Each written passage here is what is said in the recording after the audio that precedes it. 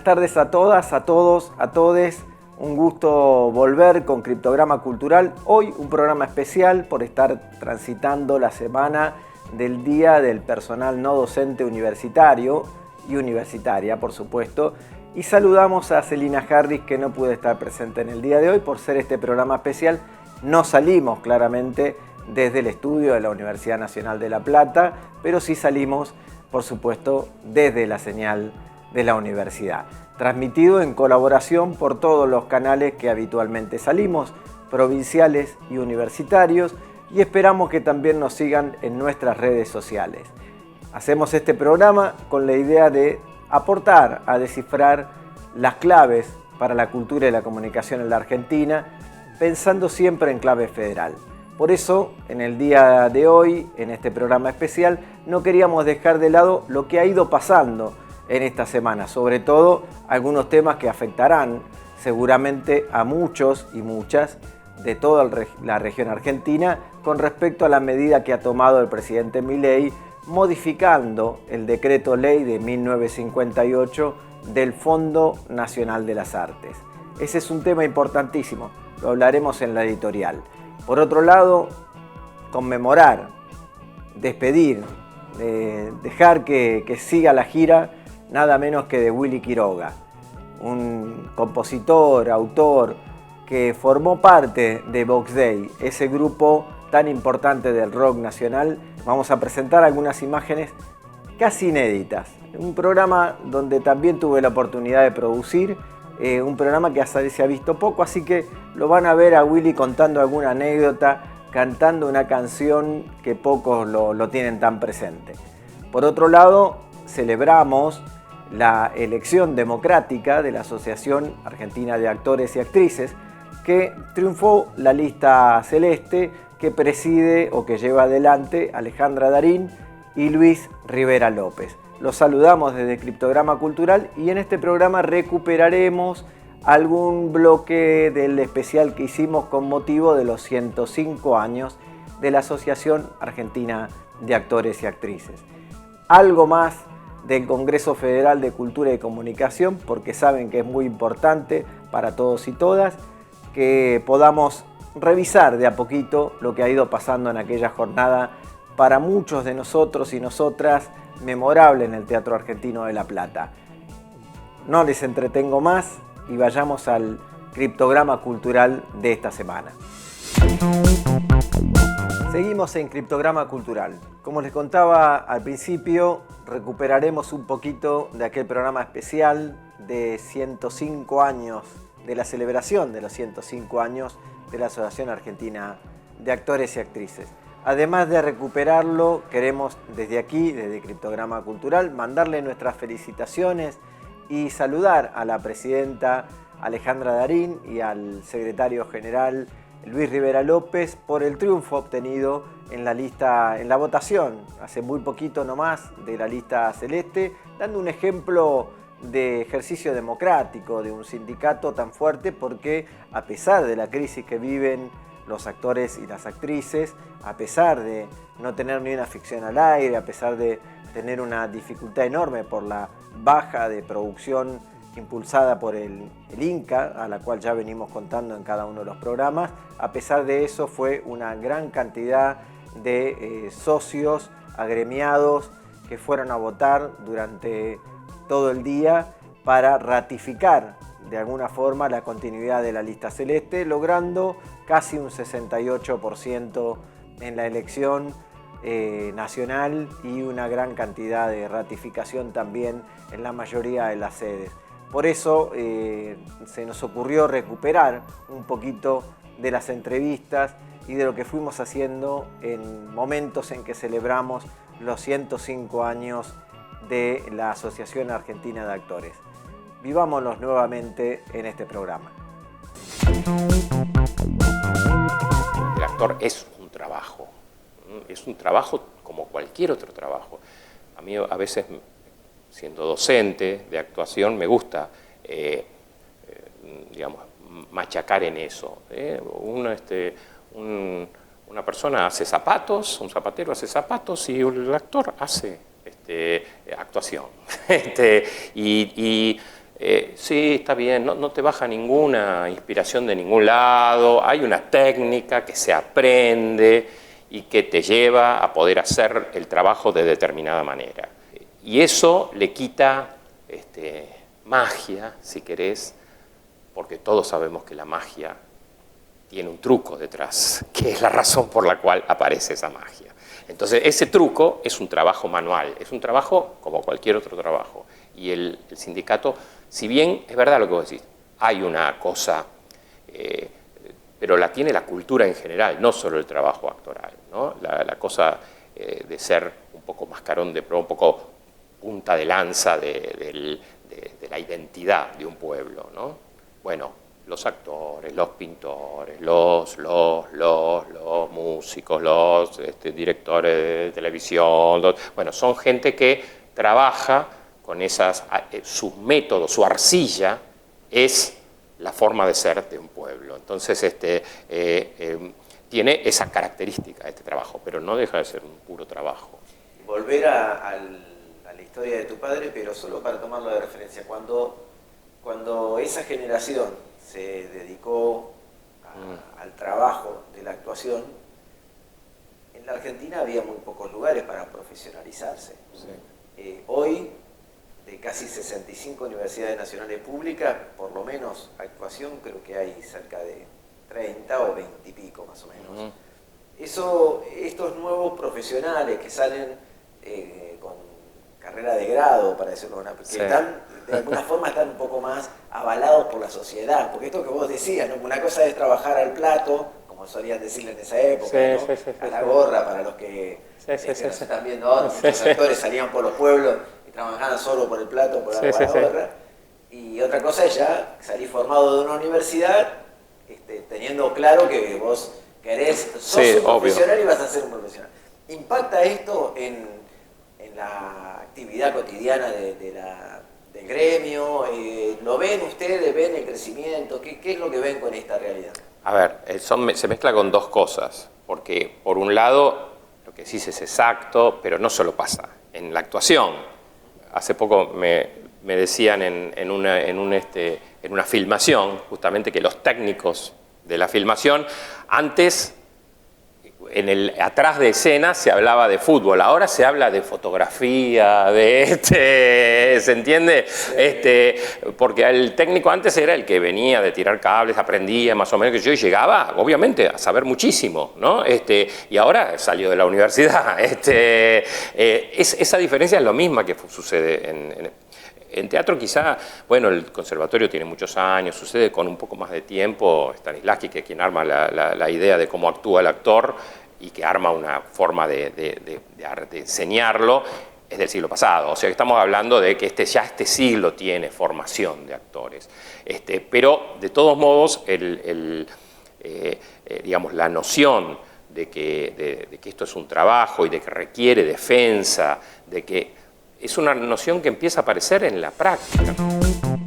Fundamentalmente, la Secretaría de Cultura se ocupa de esto, de armar talleres, cursos, seminarios, donde, por ejemplo, vos hablabas de esta sala tan querida y maravillosa, y es que desde que empezamos, desde el 2012 hasta ahora, tenemos un taller de tango que es absolutamente maravilloso, con Jesús Albornoz, que además es un maestro de tango que lo convocan de Europa, ¿no? Y es absolutamente gratuito para todas las compañeras y compañeros. Me parece que debe ser importante, porque bueno, la formación actoral debe requerir también un poco de la cuestión escénica, ¿no? Digo, una cosa está también el trabajo por ahí en la cuestión más de aula, como sería la parte de la sala, pero me imagino que algo tiene que haber entre la necesidad ¿no? Escenario. Lo hay. Y usamos... He visto fotos, he visto fotos donde está repleto de gente, que hay actividad, que tiene muchas cosas. Bueno, sin ir más lejos, este último viernes hicimos porque tratamos de escuchar las necesidades más inmediatas de las compañeras y compañeros. Entonces hicimos un taller de 2 encuentros, absolutamente gratuito, también, claro, agradeciéndole a los maestros que deciden dar su tiempo, porque tampoco ellos cobran, ¿no es cierto? Hicimos un curso sobre iluminación, escenografía. ¿Por qué? Muchas veces, con poco tiempo, con poco dinero, llegamos a hacer una apuesta, ensayamos por ahí 3 meses, ¿no? O a veces más, y entonces de pronto llega el director o la directora y le tiene que pedir al operador como mínimo, quiero una luz acá, quiero una luz allá, y no sabemos cómo pedir, porque lamentablemente en las escuelas de teatro, y te dice alguien que yo he tenido de la mejor de las escuelas, nunca me han enseñado no cómo se llaman los tachos, no que es un Fresnel, no eso, sino simplemente cómo tengo que pedirlo. Los compañeros de la dirigencia nos juntábamos siempre por Zoom. Y entonces yo dije, esto hay que abrirlo, porque si no, la gente está desesperada. Anímicamente necesitábamos juntarnos. Bueno, y empezamos a proponer talleres, y tuvimos una emoción que no me la voy a olvidar y me la llevaré conmigo para siempre, que literalmente tuvimos un compañera, sobre todo compañera, en Salta y otro en Tierra del Fuego. Digo esto como... Y en el medio todo, te podés imaginar. De punta a punta el país, tomando capacitaciones, formación e intercambiando culturalmente en esta forma de comunicarse ahora. Mirá, sirvió, entre otras tantas cosas, para disfrutar la alegría de ser federal. Porque ahí nos dimos cuenta, cuando se empezaron a abrir todas las ventanitas y decían, estoy acá de Corrientes, estoy acá de Catamarca, soy acá... A mí se me caían las lágrimas, yo decía, Dios mío, esto es maravilloso. Queremos seguir haciéndolo, estamos viendo de qué manera siempre hay un factor económico. Ahí nos dimos cuenta de la alegría de poder estar juntos, de poder luchar para adelante, porque bueno, había una emoción generalizada. El tema de tanto de género como de derechos humanos se ha tratado siempre desde la Asociación de Actores.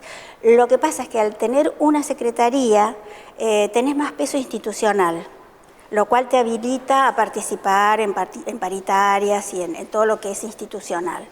Y también es un gesto político en estos tiempos en que todo parece ir en contra de lo que es derechos humanos, lo que es los derechos de la mujer. Es un gesto político de nuestro sindicato el tener institucionalizada esa secretaría. Es una maqueta de una autora que tiene la escultura de ella está en la UNA. Se llama El Aplauso y el nombre de la autora es Mariana Gabor. Como verás, son actores recibiendo lo más preciado, ¿no?, para nosotros, que es el aplauso del público. Estos son nuestros queridos compañeros desaparecidos durante la última dictadura militar, eclesiástica militar, ¿no? Y con muchos de ellos tuve el placer de trabajar en su momento. Son compañeros queridos digamos, de todo, no solamente de la capital federal, también hay compañeros desaparecidos en Mendoza, en Mar del Plata, en Córdoba.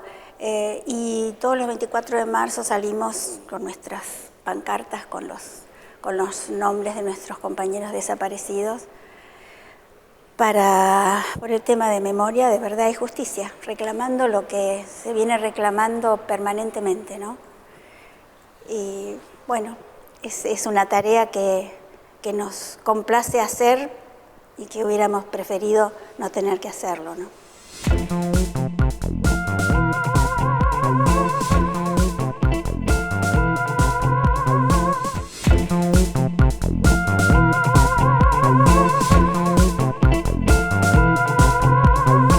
El presidente Milei arrancó al decretazo y motosierra conjunta, ¿no? Nos tiene ya acostumbrado a que efectivamente modifica todo por decreto. Yo recuerdo que a muchos presidentes y presidentas, especialmente, se la cuestionaba cuando gobernaba exclusivamente por decreto. Bueno, aquí como si hubiera algún tipo de necesidad y urgencia, aunque el decreto es un decreto común, modifica el Fondo Nacional de las Artes, modifica la estructura base del Fondo Nacional de las Artes, que fue creado allí en el año 1958, o sea que tiene una gran trayectoria. Hay que reconocer, recordar y contarles a ustedes también que el Fondo Nacional de las Artes tiene un prestigio internacional tan grande como el CONICET para la ciencia y para la investigación. El Fondo Nacional de las Artes es una carta de presentación importantísima de forma internacional, también nacionalmente, por supuesto, pero si uno viaja con el apoyo del Fondo Nacional de las Artes, con un premio, con una beca, con un subsidio que le hayan dado en función a una obra o un estímulo o a un desarrollo de creación, como le dicen beca creación, que tiene el Fondo Nacional de las Artes, desde el extranjero ya se lo mira con mucho prestigio. ¿Por qué? Porque es reconocida la institución. La institución tuvo un gran desarrollo durante todo este último periodo, sobre todo los últimos años. Del 2023 se hizo un corte de gestión para hacer un análisis, que es muy interesante porque es el mismo momento en que la AGN hace el recorte y entonces uno puede leer o informarse y actualizarse sobre la gestión y las acciones que hizo el Fondo Nacional de las Artes. Hay que reconocerle a la presidenta anterior, Diana Sayeg, que ha tenido un gran impulso federal. Las provincias han tenido, como nunca otro momento en la historia del Fondo Nacional de las Artes, una distribución federal de su capital de incentivo. Y en eso me parece importante detenerse, porque cuando sucedió la pandemia en 2019, el Fondo Nacional de las Artes dispuso de parte de su fondo de incentivo, de fomento, de subsidio, para sostener a la cultura. Y sacó una beca que se llamaba Sostener Cultura.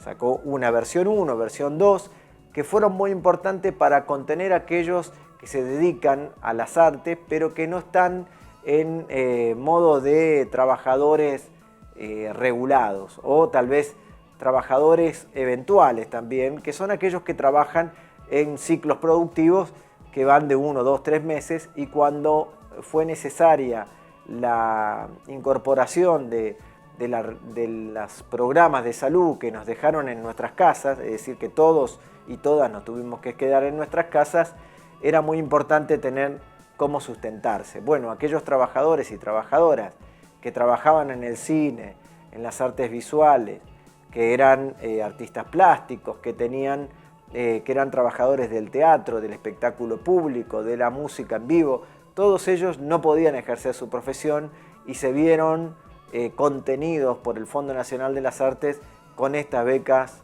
Sostener Cultura, que fueron muy importantes porque le dieron a una cantidad de casi 22.500 y pico de beneficiarios en esa función. La provincia de Buenos Aires se quedó el 19,3% por la cantidad de población que se inscribió, en Cava el 15,8%, en región sur el 18,5%, en región norte el 24% y en región centro el 21,5% adquirieron esas becas junto con otras que estaban también vigentes, becas creación, becas formación, ¿no? Recuerden que trabajamos mucho en el sistema Meet y en Zoom, que le dio contención a los trabajadores de la cultura, de las artes sobre todo. Eso es muy importante tenerlo en cuenta. Por eso, en este caso, el presidente Milei, desde la Secretaría de Cultura también, que va a implementar el secretario Cifeli, hace una modificación sustancial. Cambia con este decreto, el 1029-2024, el instrumento primario de promoción del Fondo Nacional de las Artes. Antes se promovía desde el subsidio, la beca, los premios, sobre todo las becas, beca creación, beca formación, beca de incentivo, subsidio para centros culturales, subsidio para el desarrollo de obras teatrales o distintas obras. Ahora se propone que el instrumento primario de promoción del Fondo Nacional de las Artes sea el otorgamiento de créditos. No escucho mal, el otorgamiento de créditos. ¿Por qué el otorgamiento de créditos? Bueno, porque entienden que debe capitalizarse ese crédito de alguna manera y con tasas específicas, ¿no? Lleva adelante una tasa definida como UVA, justamente, que le va a tener como agregado de valor. Hay que ver todavía el ajuste de la reglamentación de esto mismo o las resoluciones que saquen después para ver cómo sería, pero seguramente serían usureros. Estos créditos siempre son con tasas que entendemos son de usura. ¿Por qué? Porque no va a mediar la factibilidad, sino el capital. Y no se puede incentivar a la identidad cultural valuando solamente el capital. Hay que evaluar la factibilidad y la fortaleza que entrega, el agregado de valor que le entrega a la cultura y a las artes en la Argentina. Ese sería el primer punto a cuestionar. El otro punto es que, bueno, la verdad que la línea de créditos hasta el momento no era la más trascendente, la más trascendente era la otra. Y en ese espacio hay que ver de dónde viene el fondo que alimenta el sustento para que el Fondo Nacional de las Artes entregue estos créditos o estos subsidios. Cuando se daban créditos anteriormente, el crédito estaba sustentado en la factibilidad, la cantidad de elementos. ¿Cuántos créditos se dieron, por ejemplo, en 2023? 374 créditos en toda la cartera. 292 préstamos se entregaron sin atraso, se pagaron sin atraso, hubo una devolución y un seguimiento de esos créditos y muy pocos tuvieron un pequeño atraso, que fue el 70% de esos créditos, el 24%, solo el 1,6% tuvieron un aviso de deuda, es decir, le enviaron un mail o un WhatsApp. 6 casos, o el 1,6% de los casos, tuvieron un aviso legal. El resto de los créditos cumplieron con todas las obligaciones. En este caso los artistas somos más cumplidores que ningún otro, porque creo que habría que ir a preguntarle a cualquier banco qué tasa de cumplimiento tienen en los créditos. Evidentemente somos muy cumplidores. En ese sentido creo que hay que pensar que los créditos son una parte de la necesidad que tiene el incentivo al fomento cultural, pero no puede ser el instrumento primario. El instrumento primario tiene que seguir siendo el subsidio, la beca, las premiaciones, esa forma que se entregan. Además, porque el fondo que alimenta a la entrega de estos subsidios es netamente del desarrollo de las mismas artes.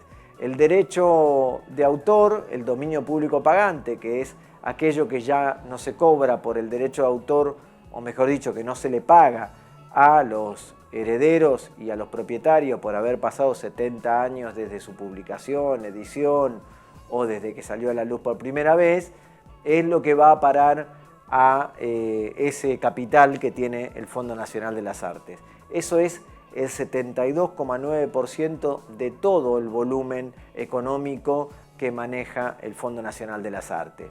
El 14,9% es la inversión financiera, porque tiene un capital también que invierte financieramente, además el desarrollo de obras que ha comprado, las obras que fueron heredadas, cosas que se le donaron y algunos otros elementos de capital que ponen inversión. El 4% es la amortización de esos intereses por los préstamos. Los préstamos se lo dan, tienen una tasa de interés, como vieron, un porcentaje muy alto de cumplimiento, entonces aumenta el capital en un 4% de todo el monto que le corresponde al fondo. Y lo otro es la tasa de la ley 11.723, que es la ley de propiedad intelectual, que también le llega a ese fondo, pero es el 8,1%. Ahora, ¿qué pretende esta modificación que hace el presidente Milei? La porción más pequeña de toda la masa económica que maneja efectivamente el Fondo Nacional de las Artes, debe ser entregada en subsidio, fomento, en incentivo, en premiaciones. Y la masa más grande, que es el 72,9%, seguramente se utilizará para crédito, efectivamente, porque no lo deja muy claro el artículo 4 que hace la forma en que lo va a plantear, pero si es el instrumento principal o el instrumento primario, va a ser utilizado gran parte de su capital, el 72,9%, que pertenece al ingreso del derecho de autor dominio público pagante. Por eso nos vemos horrorizados por esta medida, porque los autores, autoras, la cultura en general, alimenta económicamente al Fondo Nacional de las Artes para que siga alimentando la producción cultural en la Argentina, sobre todo con clave federal, es decir, con una idea de que tenga mayor distribución en aquellos lugares que se les hace más difícil producir culturalmente, por falta de incentivo, tal vez por problemas territoriales, por dificultades que tienen que ver con la esencia de esta falta de federalismo en la Argentina. Por eso es importante que el capital más grande que tiene el Fondo Nacional de las Artes lo distribuya federalmente. Y algo así había iniciado la gestión anterior y hoy vienen a borrar todo ese camino. También es importante ver qué capital va a tener o tendría que tener este año el Fondo Nacional de las Artes. Si el corte fue en julio del año pasado y ese corte daba cerca de 956 millones de pesos y más, contando para arriba, en julio le estoy contando, hoy si uno toma la calculadora de inflación histórica de la Argentina, se va a dar cuenta que ese fondo ya debería estar aproximadamente poco más de 4.000 millones de pesos que incrementan todo ese fondo. Si eso fuera así, que el 72% vaya a crédito, nos parece realmente una situación dramática para las artes en la Argentina, porque va a haber que tener un capital previo para poder sacar un crédito, va a haber que garantizar y entregar parte de una obra tal vez para garantizar el crédito, y poco va a incentivar el desarrollo cultural, el desarrollo identitario de una nación. Por eso le decimos al presidente Milei, al secretario de Cultura, revea esta medida, porque lo único que va a pasar es que tengamos una menor capacidad productiva, cultural, identitaria en la Argentina. Y si piensan hacer algo con ese fondo, seguramente nos enteraremos después. No vaya a ser cosa que pase el tiempo y nos enteremos que la partida correspondiente al Fondo Nacional de las Artes queda derivada a otra acción.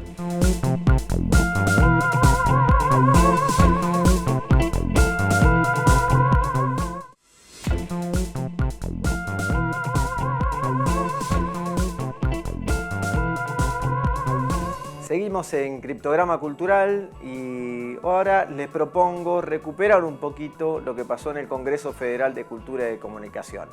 Escuchar las palabras nada menos que del secretario general de la CTA Autónoma, que es Hugo Cachorro Godoy, que nos parece importante destacar, sobre todo en estos tiempos donde hay una presión muy fuerte para con los trabajadores y trabajadoras del ámbito del Estado, sobre todo los organismos descentralizados, aquellos que están especialmente abocados a la tarea de poder llevar adelante la gestión de la cultura en todo el territorio argentino. Esto nos decía en el Congreso de Cultura y Comunicación Hugo Cachorro Godoy. Vamos a escuchar las palabras del señor secretario general de CTA Autónoma, Hugo Godoy.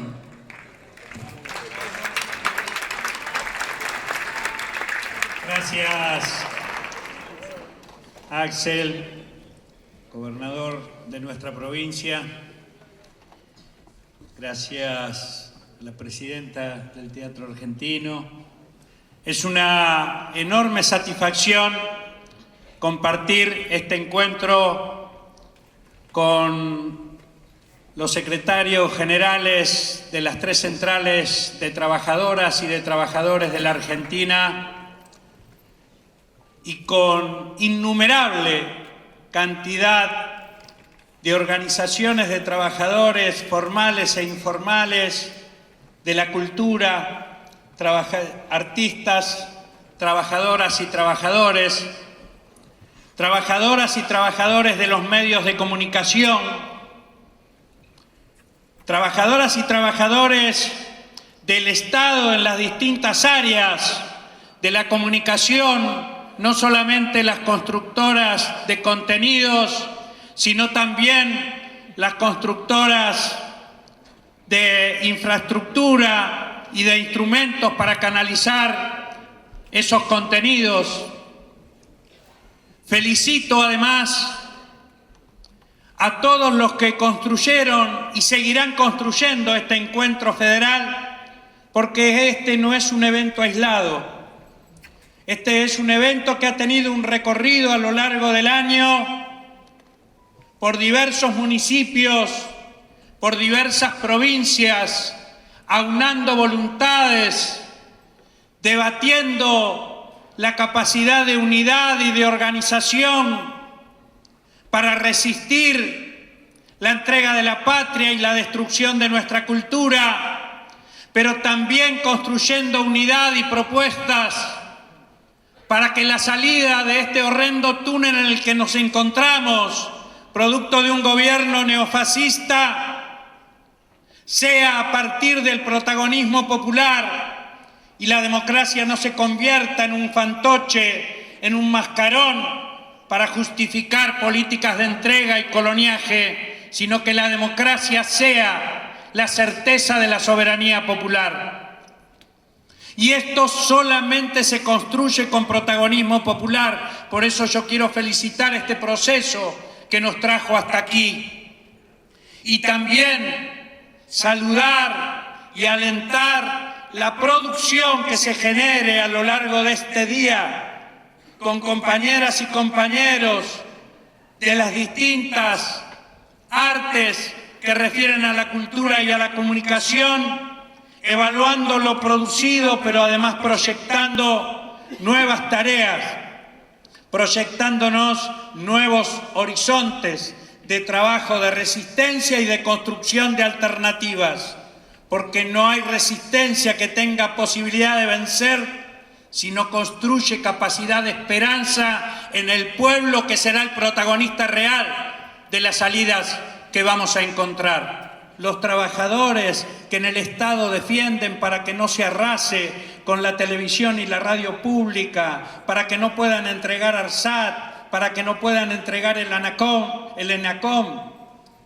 Todas estas tareas están unidas también, que desarrollamos las organizaciones libres del pueblo con aquellas representaciones institucionales que son coherentes con el mandato popular. Esa es una unidad clave. Organización y participación de las organizaciones libres del pueblo y representaciones institucionales que no malvendan sus mandatos por 4 monedas para entregar al coloniaje de una experiencia de gobierno neofascista que arrasa con nuestra cultura. Esta unidad que seamos capaces de multiplicar y que esta experiencia del encuentro federal de la comunicación y la cultura demuestra las capacidades que tenemos para hacerlo. Demuestra que no decimos que hay que hacerlo, no mandamos a nadie a que lo haga. Lo tomamos en nuestras manos, lo asumimos como un compromiso y como un desafío de pensar, de organizar, de hacer y de materializar. Y entonces, esto es lo que yo quiero saludar desde los trabajadores y trabajadoras, porque en la explanada de este congreso, de este teatro, en diciembre del año pasado, se realizó esa asamblea para poder alumbrar un plan de acción. Y pocos días después, esa asamblea mandató para que la cultura estuviera presente en uno de los hitos más importantes, y lo digo además también para aquellos que dicen que nuestro pueblo está desmovilizado, para los que dicen que hay tanta confusión que paraliza. Mentira. A 40 días de haber asumido esta experiencia nefasta de gobierno neofascista, Había un paro nacional convocado por las 3 centrales el 24 de enero que tuvo entre sus principales columnas la columna de la comunicación y la cultura que se hizo presente en ese evento. Entonces, esta práctica de discurso, de realización común que recorre todo el país, que recorrió todo el país, se asentó en esta capacidad de unir las distintas luchas de pensamiento soberano, de práctica de organización y de lucha que toda nuestra clase trabajadora, que el conjunto de nuestra sociedad viene sosteniendo y que yo estoy seguro, confiado en que va a ser la base fundamental para construir un horizonte esperanzador para nuestra patria, para que la rebeldía creadora de nuestro pueblo sea capaz de alumbrar mucho más temprano que tarde de los que muchos creen la posibilidad de terminar con esta experiencia nefasta de gobierno. Porque la democracia a pleno se ejerce, no se proclama. Y esto es lo que estamos haciendo. Y por eso estoy seguro que la producción de este encuentro nos permitirá alumbrar nuevos planes de acción en común que hará confluir en una gran marcha federal a todas las demandas de nuestro pueblo para construir otra Argentina de la que están construyendo, destruyéndola. Porque si el gobierno neofascista quiere diluir y fragmentar nuestra nación, acá esta es la demostración más clave, más clara de que hay un pueblo decidido, expresado en sus organizaciones, con coherencia en las organizaciones libres del pueblo, con coherencia en sus representaciones institucionales para alumbrar otra Argentina. Haremos confluir en una gran marcha federal, espero, antes de fin de año, para que todas estas voluntades, las luchas de resistencia y las luchas que alienten propuestas y esperanzas, se aúnen y siga fortaleciendo nuestro camino. Muchas gracias a todas y a todos ustedes por hacer realidad este camino común.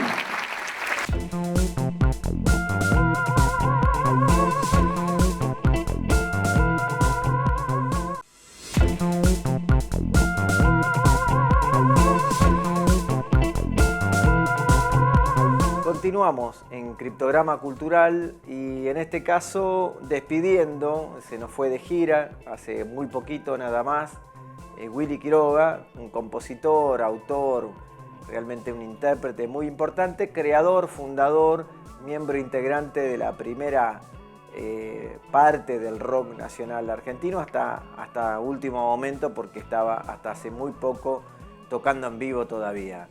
Willy Quiroga, fundador de Box Day.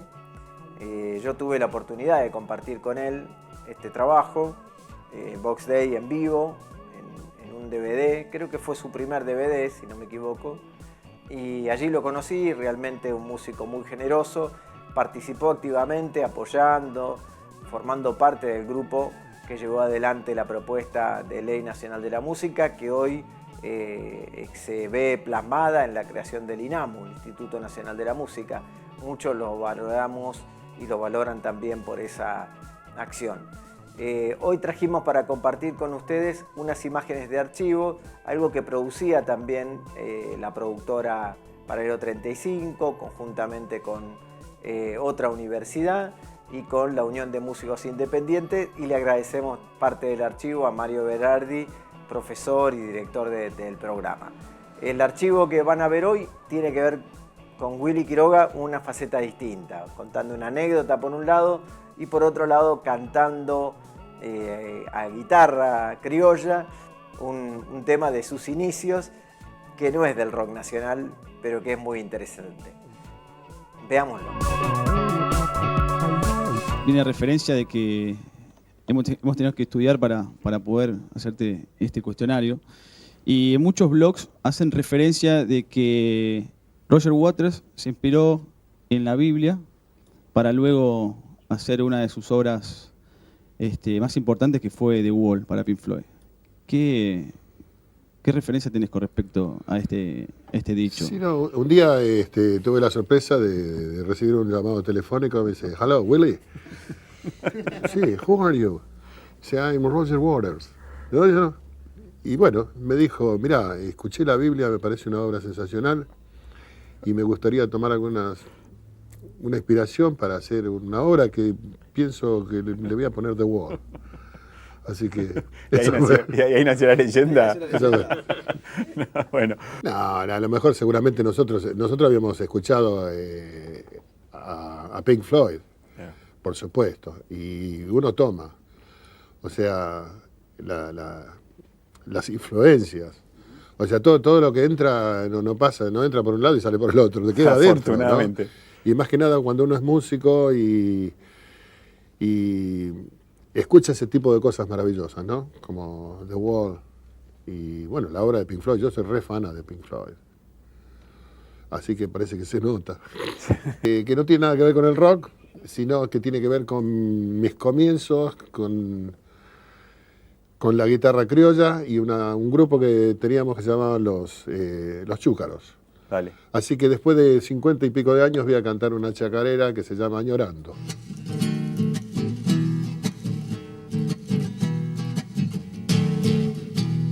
Mi rancho ribereño, mi morterito añapero, mi linda majadita y de mi perro ovejero.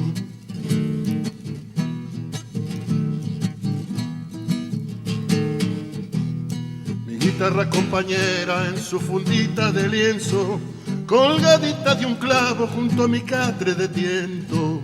Mañana de mañanita y si mi zaino se anima, de un galope tendido me vuelvo a pasar la vina.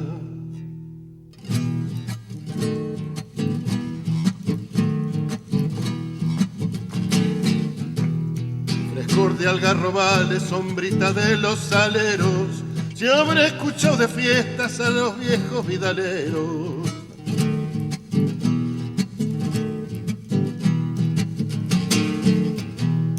Arrullo de torcasitas vienen del monte vecino y una canción que pasa vela y las aguas del río.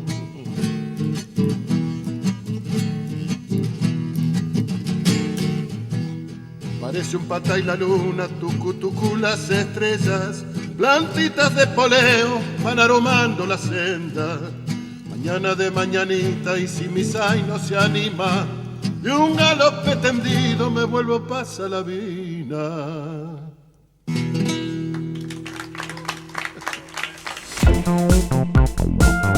Se nos terminó el programa. Criptograma Cultural cada vez parece que nos dura menos, no sé, que tiene gustito a poco. Tocamos muchos temas, pero me queda un poco corto. Ojalá que podamos continuar sin duda haciendo este programa en el próximo año, que eso esperamos, tenemos algunas cosas preparadas y que bueno, que dure mucho tiempo más el ciclo. En estos días estamos terminando ya lo que hemos preparado para el 2024. Habrá algún programa de recuperación también de memoria como este, pero que ya nos acercamos a la despedida del año 2024. Espero que les haya gustado, que les haya sido útil, que puedan compartir, seguirnos en las redes de YouTube, de Instagram, de X, aportar desde ahí, suscribirse, mandar mensajes, informarnos de cosas que por ahí todavía no sabemos o que no hemos podido tener acceso con lo que está pasando en la cultura y la comunicación en el resto del país, en las distintas provincias. Recordarles que salimos en canales provinciales, en canales universitarios y que estamos a disposición de hacernos eco del debate, de la necesidad de la comunicación pública y que hacemos Criptograma Cultural gracias al acuerdo de las instituciones que apoyan este programa, gracias a la señal universitaria de La Plata y también a quienes trabajan en este espacio, ¿no? Técnicos y técnicas, estudiantes y graduados que se dedican a llevarlo adelante conjuntamente con la productora audiovisual Cooperativa Paralelo 35. Los esperamos la próxima semana y con más contenido de cultura y comunicación en Criptograma Cultural. Soy Constanza Amaral, argentina, actriz, directora, autora, profesora de teatro, pero además dirigente de la Asociación Argentina de Actores en mi cargo de secretaria de Cultura, celebrando 105 años de nuestro amado sindicato.